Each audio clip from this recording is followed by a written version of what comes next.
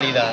Hay unos 50 millones de personas desarraigadas en el mundo, entre refugiados y personas desplazadas en sus propios países. Casi la mitad de esta población está compuesta por niños. En Siria hay ya más de 1,5 millones de niños y niñas refugiados. En España, casi 3 millones de niños y niñas están en situación de pobreza o en riesgo de exclusión social. Todavía queda mucho camino que recorrer para que la sociedad tenga en cuenta la voz de niños y niñas en los asuntos que les afectan.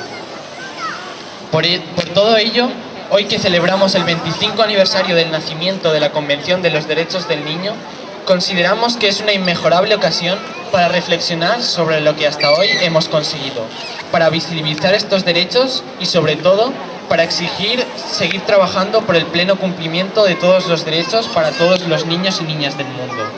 Porque es nuestra obligación legal y porque estamos convencidos de que entre todos podemos conseguir un mundo más justo para la infancia.